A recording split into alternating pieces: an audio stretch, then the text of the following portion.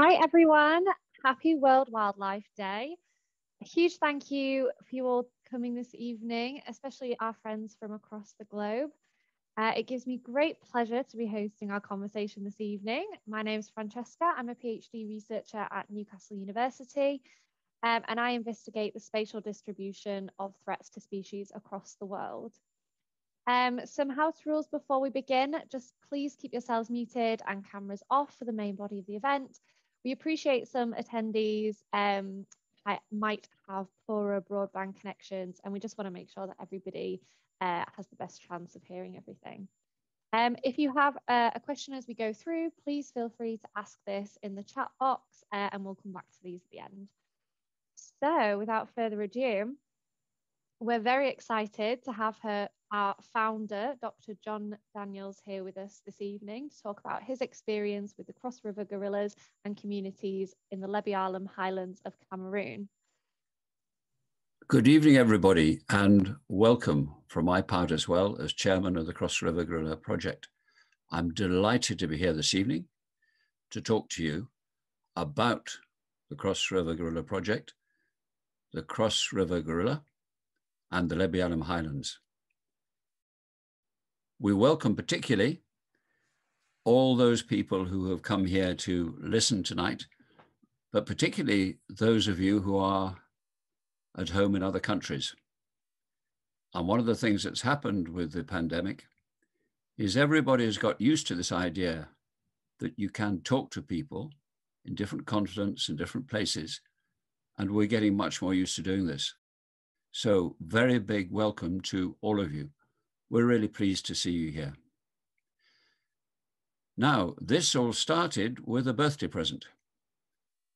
I was handed an envelope on my birthday, and when I opened the envelope, I could see everybody was watching me to see the reaction that I had to what was in the envelope, what was written on the card.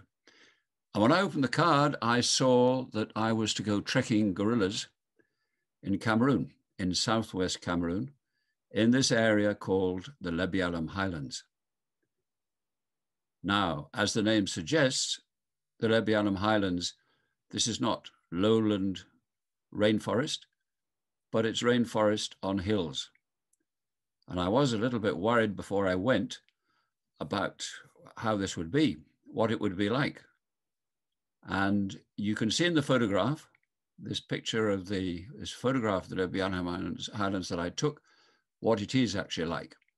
And you can imagine if you are trekking, walking up in those hills in the rainforest, it's going to be pretty hard work. And you have to find trails to follow. And I was with a guide, former trapper called Solomo, who was at the head of our party. And behind me, there was an African biologist, Bedouin, and we trekked through the forest.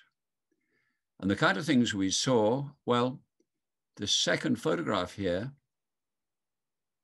will show you what the vegetation is like on the ground. And you can see dense vegetation, everything pushing up towards the light, everything competing. And you can imagine to go through an area like this is going to be hard work. You're going to find that sometimes a machete is needed to cut your way through the forest as you follow the trails of the chimpanzees, also endangered. It's the Nigerian Cameroon chimpanzees and the gorillas and the other incredible creatures that you find in this forest. To give you an example of one species, we've got a photograph of a butterfly. And this is the African leaf butterfly, which with its wings closed, actually appears exactly like a leaf, the shape, the form. And you look at the colors of this butterfly and you realize just how exotic the creatures, the fauna and flora of this rainforest are. And one of the things we want to do first is just to show you and give you some idea of the incredible things you can find in this forest, and to make you realize just how important this forest is from a conservation and ecological point of view, and how it's absolutely essential at a time of climate change, global warming, and species extinction. We're able to fight to try and combat these problems. Also to make sure we look after the local communities. It's their forest. You're not loud enough. Am I loud enough? Can you hear me? I'm not sure. Could we have a thumbs up in terms of the sound? Can you actually hear? You're okay? All right. Thanks, Mike. Everybody okay? Arthur, Alice, you can hear okay? Jenny, yes? Okay, that looks okay. Fabulous. Okay, so we have next. Yeah, so we've got some more pictures here. I think from what you were saying, John, and like looking at that diagram, this actually exemplifies really well that kind of progression up to the higher altitude. Is that what you were kind of trying to show with this one? That's right. And also, if you're climbing up it, it's pretty hard work. The forest is cooler than the lowland plains because you're in the shade and things. This is a good slide because it actually shows the submontane, and you can see there's less vegetation. But you can also see there's a whole lot of leaves on the ground, and so nothing can move through the forest without you hearing it. And you can see also that some of the shrubs and things begin to look more familiar and less tropical, and because of the effect of the altitude. Yeah, it could almost be temperate. Feels yes. like just going walking in your forest. But oh my goodness, so dense. I completely see what you mean about things could be moving in there and you wouldn't be able to see them. You would be able to hear them but not see them. It's quite intimidating. It is. It was frightening. It's like you're not quite sure what to be scared of next. You're thinking snakes, and there is actually in the Edinburgh Museum a viper, the Gabon viper, and it is beautifully camouflaged, and it has some of the longest fangs of any snake, and it lies waiting there, not actually particularly aggressive, but where you to put your foot on it. And there's also the problem that if you fell, and some of it is quite precipitous, there is no hospital in the local villages. And we asked one point, what happens if, and they said, oh, someone was after elephants, and an elephant knocked them over, and the village came up and they took them down on a stretcher. Well, you know, through this terrain on a stretcher wouldn't be very good. Oh my goodness, I can't even imagine. Right. Oh, so is this one of your drawings? Yes, on the left is a sketch that I did in my notebook. And all the time you're trying to observe and record, you begin to be almost obsessed by it. It's like you're worried you're going to miss something, a butterfly or something that's only going to be there for a moment. And this, for me, was the idea of what's happening. You've got all these creepers heading up, looking for the light. And in the background, you can actually see a termite nest. And you can notice again the dead leaves on the ground. And notice also the buttresses to the tree.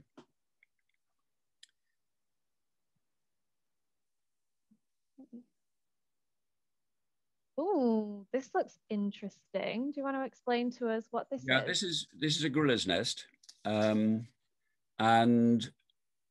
it's on a ridge, which means, and they often on a ridge, and this would probably be a place where a gorilla would spend the night. And you can tell it's a recent gorilla's nest because the leaves are still fresh. And the interesting thing is that they bend and they don't break the branches and things to make the nest. If you look at the side to the left there, you can see it is right on the edge of the ridge. And they're looking down in the valley where the communities would be. And it's the same with chimps. So they want to have a look and check what their main enemy, man, is actually up to. See them coming. So I have heard that the Cross River gorillas are very secretive, and it is actually really difficult to see them. So are these nests the best way of kind of measuring the populations and getting an idea of how many there actually are? Yes, that's right. What ERIDEF do, and ERIDEF are the organization that in Cameroon we work with, is what they go out into the forest with volunteers like myself and they record all the nests, or they record evidence for hunting and things that are taking place. Now, I was told I was going to be one of a group of between 2 and 10 volunteers. And in fact, I was the only one. So there was a guide, ex-hunter, Solomo, who always walked in front of me with a machete. And behind there was the African biologist, Bedouin. So it meant that we didn't make so much noise going through the forest, and that was good. But it did mean that you felt, well, it made the whole thing more exciting because you did feel more isolated and away from everything. Mm. So when you're saying that it's got fresh leaves, that's how you can tell that the nest itself is fresh. Is it possible to get an estimate of how fresh? Is it like a few nights, weeks? I mean, it's okay if you don't know, but I'm just really curious. I think well, certainly Solomo, who is a real hero guide, would look and say, a bit like the Indians in the cowboy films, you know, or the trackers, they would look and they would say, oh yes, you know, this is a day old or something. And I think they can tell. And because they're hunters, they wouldn't hunt gorillas, but they would be able to read the forest in a way that someone else coming in wouldn't be able to do so. It's all about having clues. You've got evidence, and it's a bit like you know, the war where you've got code and you're trying to crack the code. You're trying to understand the behavior from the evidence that's left behind. And so what is it about the gorilla nests that really differentiates it? So for example, how do we know that this particular nest wasn't made by, say, a chimp? Yeah, the chimps, and we'll come to a drawing of things in a minute. The chimps are worried about leopards, and the gorillas aren't, because a gorilla, if they've got the silverback gorilla there, would look after the rest of its family, and a leopard really wouldn't want an encounter with a silverback. But chimps, although they're also fierce, and we'll come to a story about that in a moment, they tend to want to be up in the trees and up a height, which means it's difficult for the leopard to come down and get them while they're sleeping. Because although leopards can climb, you know, they're not going to go, or not easily come down. Right, yeah, here we have on the left a drawing of a chimp's nest, and you see it's straddled between two trees. And I put up, you know, high in the canopy, and I'm suggesting this is because of the presence of leopard.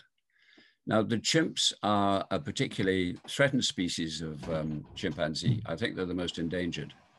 There are several different species, and these ones are the Nigerian Cameroon chimpanzee. And unlike the gorilla, you hear the chimps all the time. They're a real presence. They're very vocal. And if you look on the right, the other thing about them is when they move, and they move in parties, I think this one was probably about 21 chimpanzee, so quite a big group. Wow, that seems huge. And they're heading up, and you can see, so what we did is we followed. And the thing you notice on the right is the bark has been stripped off a tree. Now, I had a conversation with Chess before, and you were saying, Chess? Yeah, I mean, if it's anything like elephants in a more savanna biome, it's to get to the cambium layer, so where all the sugars in the plant are transported in that very inner layer of the bark, and so it's really sugary, and that's why they like to eat that layer. So a lot of animals will strip away the bark to get to that really sugary layer underneath. So I don't know if it's the same, but it sounds possible. So you start noticing, I'm not sure I noticed it when I was there, but look at the picture afterwards. Now on this particular, as we tracked this particular group, it went higher and higher, and it was more difficult, the terrain, and a bit like going through bramble and that kind of stuff. And we knew we were getting closer because the urine was still there, so recent. And then suddenly all hell broke loose. It was one of the most extraordinary things about my time in the forest, because complete silence, and then they ambushed us to the extent that no noise before, and then due to the control of the lead chimp, the dominant male, he must have organized them in a way without language. This is what's so incredible, that they all then reacted at once. And there are all these pan hoots and considerable noise.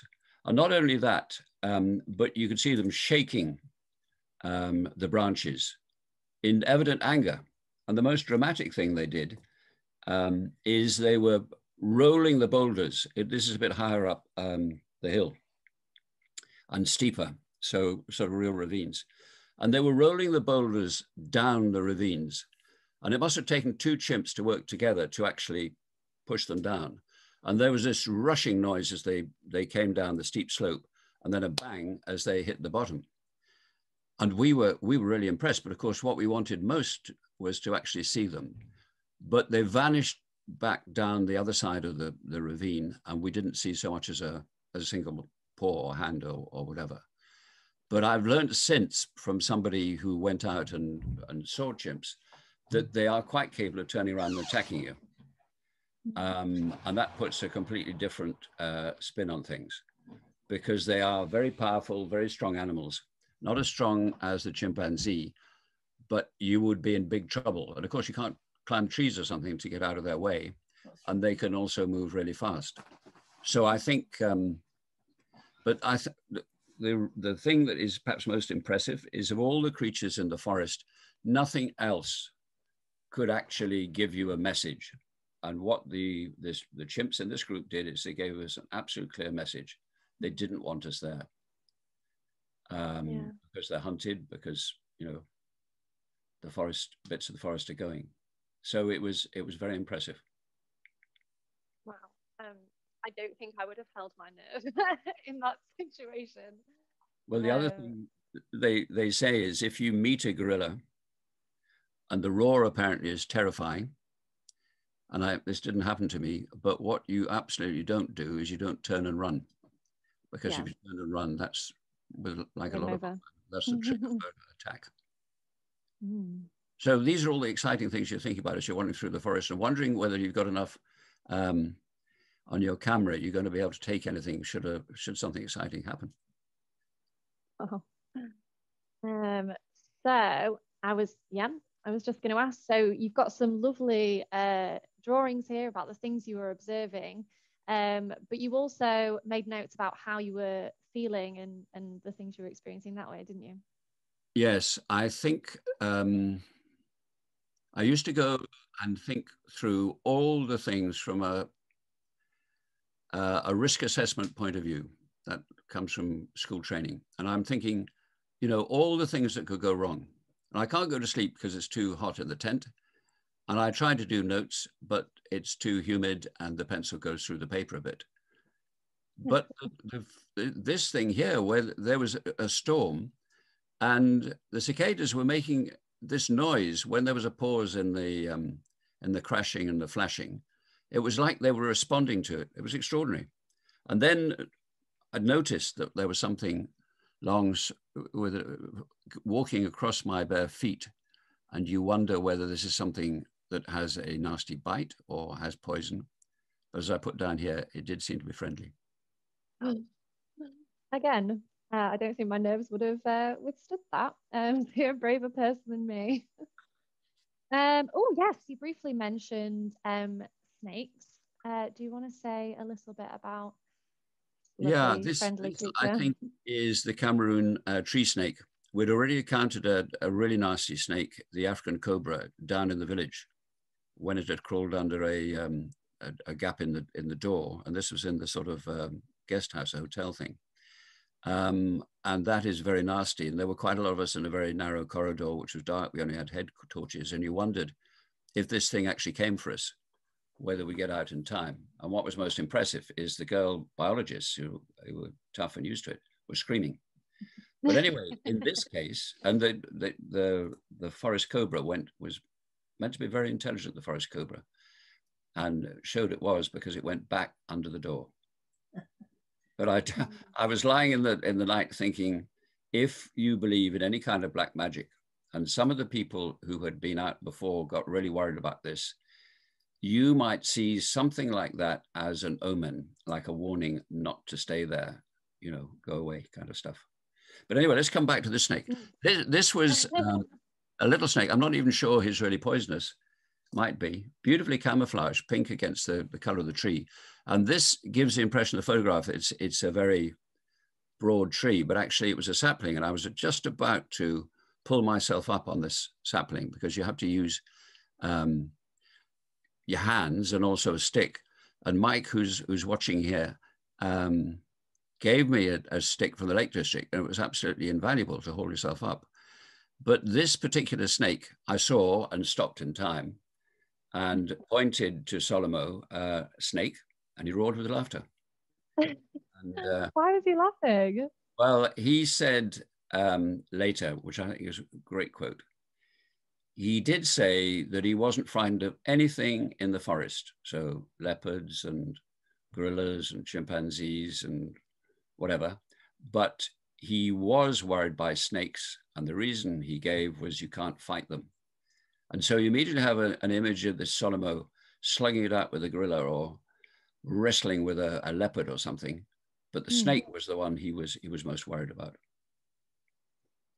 And I think we have a few more photos of some various some creatures, yes. yeah, so we'll running out of time a little bit, so we'll I'll move on swiftly. Crested chameleon, threat posture. Fascinating. This is fun. I haven't got the name of this plant, but I do have it somewhere, and it is suitably exotic looking, not something we get in our garden. Sure. Right, that's fun. Lots of fun. Is Lavigeria macrocarpa, and there's an English name for it, which is forest carrot. And if you look, you can see that it really stands out against the greenery. And it's like a slot machine. In other words, it's there for an animal passing by, which would be a gorilla, given the height, attracted by the color. The gorilla then puts its hand out, takes it, eats it as it walks away, spits out or defecates the seeds. And this is what the plant needs, because in the tropical forest, you don't want trees of the same species together, because then they get disease and they die. So this is a brilliant way. This has evolved the color, the position, to actually allow this plant to survive and do well. But of course, the thing is, and this apparently is the only time it's been recorded in the Lebyalam Highlands so far. But of course, the thing is, if the gorilla goes, what is going to be able to distribute this the seeds of this plant? So is there nothing else that would eat it and would disperse it? I don't know, perhaps chimps, but chimps are more likely to climb, and because they're likely to be less solitary, might collect a group of fruits. Yeah, that's a good point actually, and it's growing so close to the ground. It's almost as if the plant has evolved specifically for like pollination by gorillas. It's so perfectly placed, the fruit, isn't it? Yeah, essentially. But maybe people who are watching this have got some ideas about that. Come and ask questions. Yeah, I would love to discuss that afterwards. What else have we got? Ooh. Now we're short of time, but this is a false head, Cameroon false head, and long tails. But and the idea there is about protection. And if a predator comes like a bird, and it's put off because it can't work out what these tails are. And in the smaller picture, you can't see very well, but the tail bits are actually, I thought it was like they were walking, and it's like a spider is actually attacking. So there's all these really interesting ways in which these creatures have evolved in order to survive in the forest. Oh, and who's this? Is this one of your guides, the rangers? This is Solomo himself, listening, reading the forest. Oh, fabulous. And I think from there, we're going to move on to our section on the communities in the Lebyalam Highlands. Yeah, So is this quite standard of the type of settlements that you would find? Yes. You can see they are surrounded by forest. The only way you can get into these communities is by motorbike or truck, and the roads are absolutely terrible. So they're fairly self-contained, but there's quite a lot of people living in this valley. And for them, the forest is their forest. So this is where they go. Some of them will hunt, but also they will collect product and food in the forest. I've said on the left there, the notes, the growing population has been a huge problem, and they need more land to grow their food. It's subsistence farming, most of it. And so is that, I see a little bit of what appear to be palms. Is there any sort of cultivation of cash crops in this area, like cocoa or oil palm and things like that? I think one of the problems is you come to somewhere like this, and somebody said to me, an American who was out there in the last days I was out there, said, this is one of the most impoverished places I've ever been in Africa. And there is real serious poverty. But also there are some people who have got plantations close to the village and sort of in favored areas who seem, who do pretty well.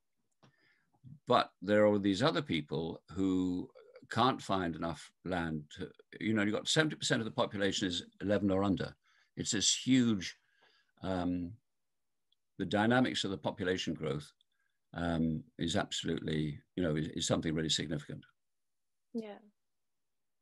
And so I know you're saying like the people that tend to grow the cash crops are doing all right, but is it still a subsistence type cultivation? It's not these huge commercial monoculture plantations that we see. No, it's not that. Elsewhere. There is an element, I think there's an element of inequality. I stayed the first night I was in this community, which is Basali, and I stayed in the room of a boy. He'd obviously been pushed. I don't know what happened to him, and he had a homework timetable on the wall.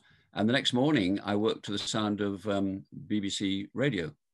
And you think you come all this way, and suddenly, so you've got to be very careful, I think, because it's very easy to say, oh, this is totally isolated, but what people want is the kind of things everybody wants. They want good education for their children. And some of the schools I went to were great, really impressive. But you want enough food as well. But then the other thing that happens is for these people is the crisis that has occurred recently. And we'll look at that in a moment. Yeah. Yeah, so we wanted to talk a little bit about slash and burn. So is that predominantly their way of cultivation? Do you want to explain a little bit about what that is?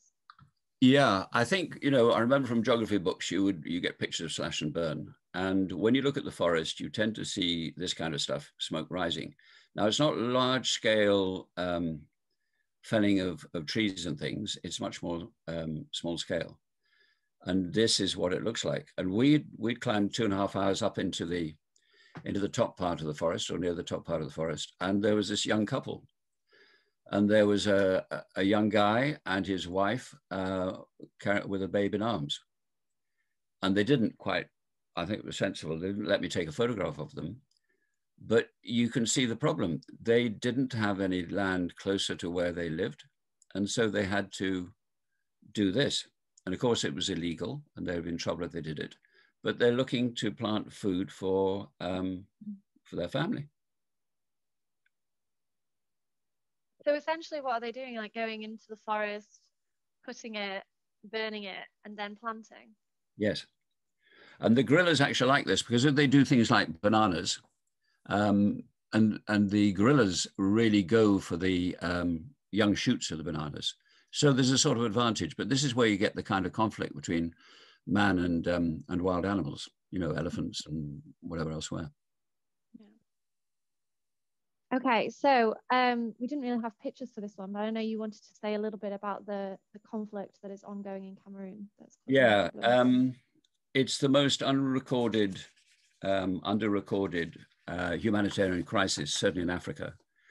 And the problem is that The English, Cameroon is divided into two. It was a German colony. After the First War, it was granted 80% went to France and 20% went to us, to the UK.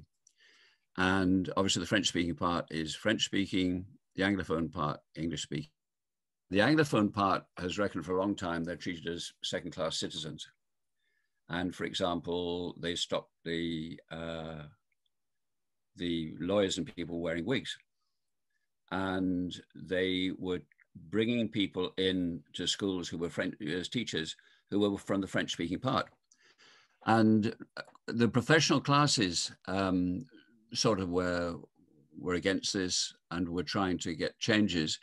But then what happened is an army was formed, the Amazonia Defense Force, and they started taking on the military. And the problem immediately in terms of conservation of the rainforest in this area is they set up camps in the forest. And obviously then a question of food, what do they feed on? And they're likely to go for bushmeat, and they're likely to be able to have guns and things. Now, there's no report that that they're actually hunting gorillas, and gorillas tend to be pretty intelligent and clever, but also they are considered sacred. Some people still believe they don't exist as such, as animals, but they're men transformed into gorillas. So what's happened is a lot of times the military, who don't like to go into the forest because they're scared of it, it's not familiar territory to them because they will come from towns, have raided the villages, which happened in September. And our friend Solomo found his house. He had to flee into the forest, and his house, they took things, including, he said, the penknife I'd given him.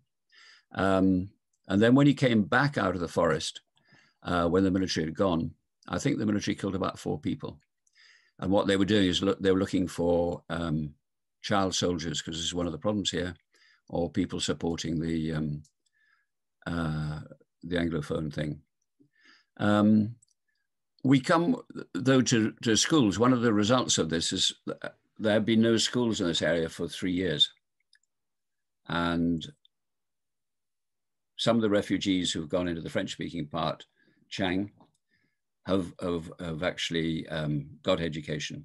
But of course, you've got to pay for it. And one of the things we did last year is we gave money towards children, getting them to go to school, paying their fees, paying the equipment they need, and also paying for uniform.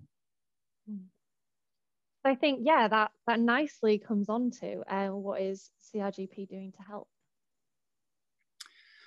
Right. So in an emergency, you tend to say everything has gone totally pear-shaped. What we were going to be doing is we were going to set up ecotourism. And when I went in 2017, we went into the forest with a group of 9. It was like a real expedition. And we looked at places where we could put the idea was to have hostels for tourists in the villages, in the communities. And then they would go out and they would stay in one of these ecopods, which would be a thing around a tree where you'd sleep in a hammock, and there would be an observation platform at the top, and you'd get up early and you'd watch. And we would look at places where there were gorillas and chimpanzees. And we found good places. And of course, the whole thing here is, you can say, oh, we're just interested in wildlife. We're not interested in the community. But the words we use, the sort of slogan we have, is conservation, community, Cameroon. And you can't actually conserve anything in the forest unless you're working with the community. And, this is their forest. And so when you do things, Eridef as well, you have to work with the community. So you start almost from scratch. So you're saying, right, okay, everything's going seriously wrong. And you tend to throw up your hands and think, what can we do? And of course, the key thing to do is to try to get rangers, community rangers, into the forest so they can help look after the gorillas. And it's been shown elsewhere in places like Rwanda. And there was one reserve where they had this is in their civil war. They had no rangers at all, and it meant the gorillas disappeared. And another one, rangers were in place and the gorillas survived. So, it's really important. And that's why what we're doing in the immediate is going for a ranger appeal. I think we'll come back to that at the end, and we will talk more about the other event that we've got going on at the minute. Yeah, this is a very nice, hopeful picture, and I love the way you described this to me before. Do you want to talk? You want me to describe? Yeah, this. Yeah, the last morning. Great. It was like the last morning, having been in the forest for 2 weeks and suddenly find that you're going out. It was like coming home from boarding school or something like that, or coming home from university or something of that kind. And I got up early and I saw this, which I think is the best representation in terms of photographs that I took of the rainforest. And it needs a bit of explaining. If you look closely, you can see there's a whole lot of crickets all facing in one direction and one butterfly. And if you look very closely on the right wing of the butterfly, you can see it's been attacked by a bird or something, but it's still okay. And if you look, you can also see that there are droplets of rain from the overnight rain, because this is rainforest. But then you also notice these huge gaps in the leaves, and it's like one of those programs on television when they're showing you the effects of a bombardment or some kind of thing in a war that's going on. And it's like a religious ceremony. They're all facing, waiting for the sun to rise so they get the warmth and the day can begin. And it just is a reminder of this rainforest needs the rain, they need the heat, but also there is this fight for survival. There's something really hopeful about it, isn't it? I think, yes, I think there is, yes.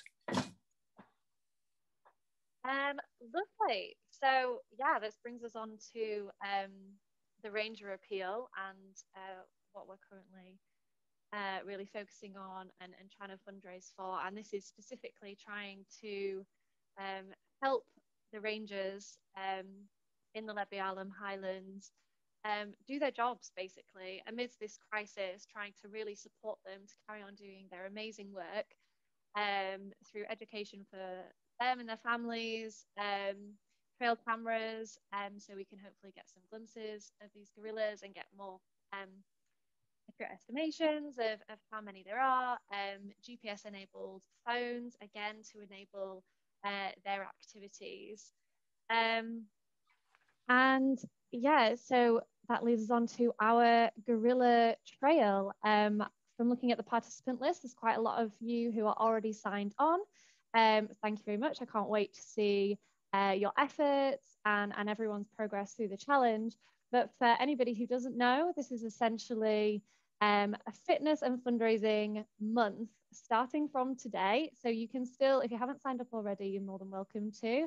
Any distance-based exercise that you want. There's a variety of options to choose from. You want to do it as a team or as just an individual, that is absolutely fine.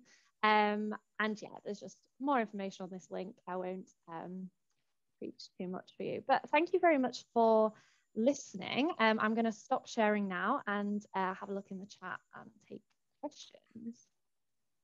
We do have people from France, from China, and I think we have people from Australia. And it's great. It means everything now is different.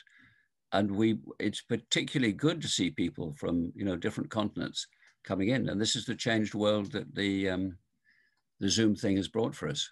So thanks very much for coming on this. Start with the questions that we have through. Yes, let's see. Let's see if anyone's got a question now. Mm-hmm. Not too difficult questions, please. Yeah, we had a couple come through during the talk. So let me just try and get back to the start. So, oh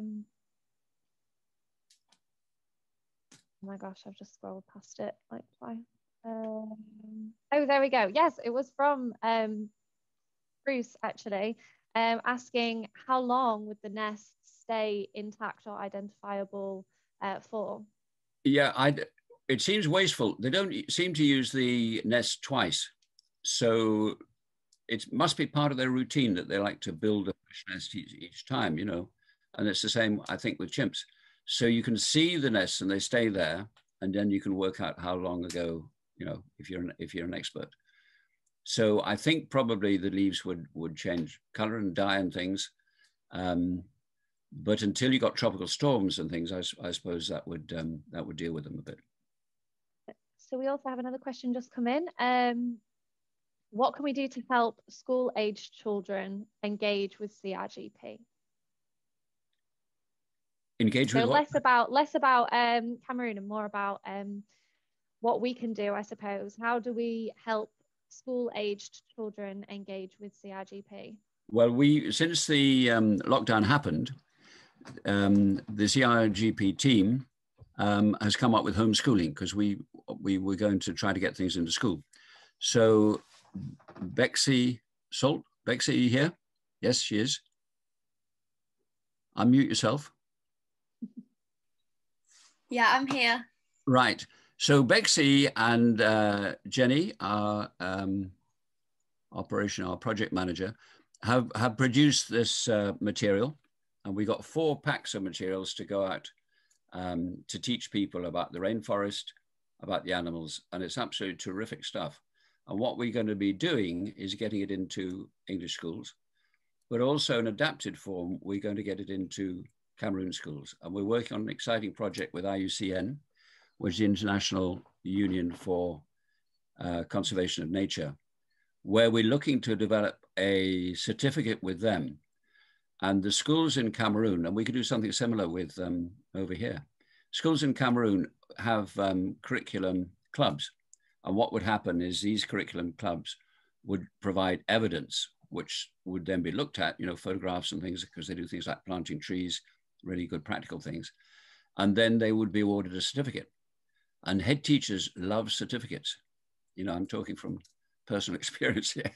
And they love to put them up at the entrance to their school and be able to point to people when they come and they say, look, we do this serious environmental stuff. And of course, if you go for education and go for getting people to know about their heritage, their natural heritage, it's so important, because you build up a generation that are going to appreciate and want to save it. And on the climate change and species extinction and all the problems we have today, this is so essential. Ooh, there's a new one come in and it's just skipped past it, but we'll go to Jonathan's question. Vivian, age 9, would like to know, how did the children in Cameroon respond to gorillas? Do they like them, or are they scared? I think the people in the communities, forest communities, will never have seen a gorilla. And when we did a questionnaire with the first University Crit 1, we asked people if they'd ever seen one, and very few had. There's somebody who said they'd been fishing and they saw a gorilla cross the river, kind of stuff. I think it would be very interesting to find out what their view of gorillas is, and I think they would look at them as really, really special. They're not hunted in this area at all. But there was one very sad story of a gorilla moved out of the forest and was seen by somebody who was completely spooked by it. It was a teacher. And she rushed back to her school and she looked at a poster on the wall and there was a picture of a gorilla, and it was a gorilla. And she went to the gendarme, they have gendarmes there, and reported this. And it was like something from the far west, the Wild West. They got a posse together, and I'm afraid they clubbed and shot the gorilla. And the report was that it was actually sort of screaming. And it was such a sad thing. But in this area, they respect gorillas. And it's special. We also have a question. What are the main obstacles to continue CRGP's mission in Cameroon? I think obviously everyone needs money. I think we can put together pretty strong arguments, and we're putting for some funding with ERIDEF, a charity called the Thin Green Line, which is an American charity which specifically helps rangers. So you have to do this all the time. We're very lucky because we're working with students of the School of Natural and Environmental Science at Newcastle University, and the media students. Ramona's here, I see. And it is absolutely super, the effort they put in, and it's made a huge difference. And what we're also finding is that we're beginning to get contact in other countries, America and so on, which we really want to build on. But it is about trying to sustain things. It's no good giving money to kids to go to school if then you can't keep it going.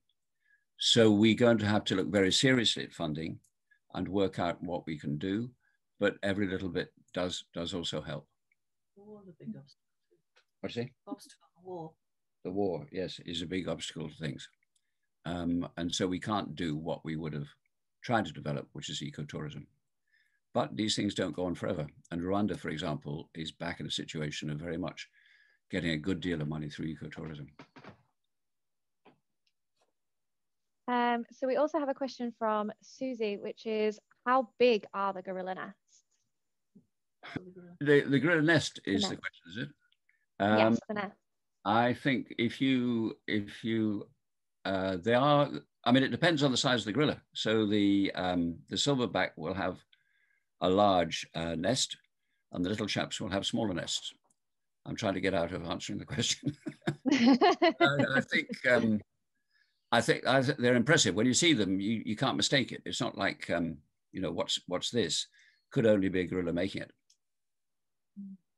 And they also, I think they have, you know, there's great things about the gorillas. And I think they, you know, it's hot and they don't want to rest in the day. And maybe they'll make themselves a little day nest and have a little sleep. You know, you've had a few nice forest carrots maybe, and you just feel it's time just to lounge about a bit. We also have a question from Roslyn, which is, how do you maintain close relationships with the local community? Is this a key focus aligned with the project? I think you have to really, it's absolutely vital that we don't go in and say what should happen. We couldn't do that anyway. We go in and we work with ERIDEF. But also I think we can act like a sort of catalyst. We can come up with ideas, and we hopefully can do some funding and things. And, you know, that can really help, because you come in with, but you have to adapt everything you do to the Cameroon situation, which is happening, which is, you know, you have to think carefully about how things would go down with people. And support Kawi. Yes, Kawi is Luna Kembe, who is the founder and creator of ERIDEF. His wife has set up Kawi, which, and I always forget what it stands for. Annie, what does it stand for, Kawi? But it's basically supporting women and children's education, and Salome do a lot to help that. Yeah, Salome does who sponsored us for the Q event in London, which was a great event for us. Okay, so we have one regarding the funding. Would you prefer local government or NGOs? I think governments are notoriously bad about, you know, the Cameroon government, like most, are not going to put a whole lot of money into things unless they're really persuaded it's essential. And they've got all these problems with their fighting a war and so on. So the NGOs really are the people you have to work with. And we're great because working with ERIDEF makes things possible. Well, thank you. Also, is it an aim of CRGP to be around forever? I would hope that we set something up that can be sustained and can last. But it depends on circumstances. I think it would be great to be able to go back when things are better and take people out to see for themselves. And of course, they did all this volunteering. You go and volunteer out there. It's not to everybody's taste. I mean, I didn't mention ants and things like that. There are other things that people sometimes shy away from a bit. I think somebody like Gerald Durrell said that he thought that any young naturalist should go and see the rainforest, because it was, you know, it was a way to understand everything about the way the natural world works. What I would say to that, I think older people as well, you know, go and you really begin to understand things. And I'm still learning. I think we're all always learning. We also have a question from Henry saying, how is the war currently affecting CRGP and ERIDEF's efforts? Yeah, good question, Henry. I think We're trying to, sometimes you think things are getting better. And certainly the Swiss government came in and had meetings with the various rebel groups. And it hasn't really got very much better yet, but the pressures on the people who are trying to fight for this thing means that it's quite difficult for them in the forest. And it's a bit of a stalemate, I think, at the minute. So it is affecting things. But as I said before, an emergency means you've really got to work harder. You've got to make sure that this is an emergency and therefore it's really urgent things are done. So you do whatever you can. And the ranger appeal is one way, I think, an immediate thing, which helps the community because keeping the gorillas there means economically later. It's a great selling point. There's not a lot of places where you've got gorillas in their area. And it means that later you can develop the ecotourism, hopefully. And a question from Rob, which is, how many rangers are there protecting the gorillas? Are there expansion plans to increase their numbers? Yeah, at the minute, I think there are 12 rangers. And the idea is to equip them with the necessary gear and to look also about their safety, which is very important. You hear about gorillas being killed in all sorts of parts of the world. And in this one, where you got rebel forces, it's obviously more difficult. And you would have to have a system where somebody in the villages would be responsible for drawing the rangers in, a ranger in a particular place, if it became a bit dangerous. But I think then the idea is 50 camera traps, and the rangers would go around and would check the camera traps and record what had been found. Who would you like to reach to find new funds? And would you like to focus on the UK or a global audience? I think increasingly excitingly, it's a global audience.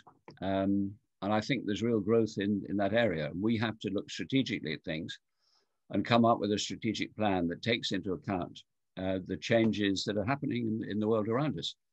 And I think through Jenny and Bexy, what we managed to do, instead of just sitting back and going into a dormant situation, we've actually worked through this lockdown and actually come up with homeschooling. And so it's meant we've been able to be very active. I think in terms of funding, it would be great to get some big funding, to find somebody who would really like to be identified with this. And you have to do the argument in terms of this is one area of forest, but it represents all the problems out there in terms of global warming and climate change and species extinction. So if you want to come in and do something, you're going to be able to make your mark. You're going to be able to show what can be done. That's a fantastic point, John. And I think we just have one more question, actually, unless anyone has any more. So did the locals in Cameroon support CRGP from the beginning? Are there any objections? And has the team done anything to change their minds? Yeah, very good question. I had practical experience of this. There was a youth day, the Cameroon National Youth Day, when I was first arrived in the community. And there were hundreds of kids all in uniform parading around, and they were parading around with pictures of gorillas and things, which was very good. And there'd been this football match between schools of the different areas. And I mean, it was extraordinary to be there, but you stood out as being different. But anyway, there was acceptance of you, that was clear. But I then tried to take a photograph when they were giving the prizes, cups for the football team. And this head teacher in an orange outfit pointed to me and said, "Why are you taking photographs?" And suddenly this vast audience of people looked at me, and having tried to sort of not stand out, there I am suddenly, in the spotlight, because Cross River Eridef have done nothing for us. So there will always be feelings that somebody comes in, and by supporting the gorillas, the community would say, some people in the community would say, you're not supporting us enough. So that's why it's absolutely vital at this present crisis to support the kids who are refugees and, you know, have gone to different areas. So you show that you are supporting the community. So it's Conservation Community Cameroon. Great, thank you. And we've had a couple more questions come in. Taking an account of global audiences, would language be a barrier to promote CRGP? And would it be useful to have a global team to make plans according to the local culture and languages? Yeah, very much so. I would love, I mean, some of you actually are in China at the minute, and you're part of Ramona's media studies group at Newcastle University. I would love to set things up in China, group in China. And it would be a question of deciding with different groups. I don't think the language thing is necessarily a problem. We can manage French, and we can, you know, we got English. And I think that would be something that could happen. But I think it's also about accepting that things are dramatically changing. And the way forward is to actually embrace this new world. That's great, thank you. And from Jenny asks, what's the most important thing members of the public can do to help? I think you could answer this. Is this our Jenny saying this? Jenny, you could answer yourself. Yeah, I think so. We'll come to you, Jenny, in a minute. I think members of the public, first of all, spreading the word about what we're trying to do, about the crisis in Cameroon, which is really, we've had questions asked in Parliament through the Newcastle MP, as Jenny knows, to try to make people more aware of what's happening. And I think if you know what's happening and you spread the word and you talk about this one bit of rainforest that is really important because it's got these special creatures and things there. And if Q is interested, you know, and how many places have got gorillas and chimpanzees and, you know, a whole range of really endangered and threatened species. So it's the challenge to protect the forest, to support the community and try to sustain things. That's probably the most important thing I'd identify is spreading the word, getting involved with the Gorilla Club activities for kids so they know about these species too. Yeah, I think you've covered everything there, John. And Ramona, do you want to say something about the global thing? Hello, John, and hello, Francesca. Thank you for hosting this session. I'm very pleased to see our students here, and I can see that they're asking some very, very difficult and important questions. Yes. I would say that in the current interconnected globally world, there is a very big room for opportunity to reach out to international publics, and particularly when it comes to businesses that operate in Africa. So I saw that one of the students, April, asked a question about businesses that are not aware of the NGO. And I think this is a really big opportunity to tap into, particularly with some students who are from China. There's a lot of investment from Chinese organizations operating in sub-Saharan Africa.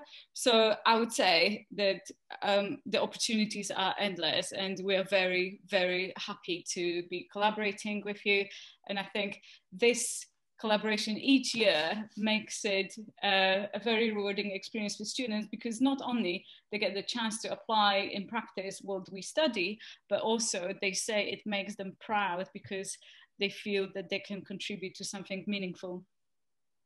That's great, thanks. Is that it? Right.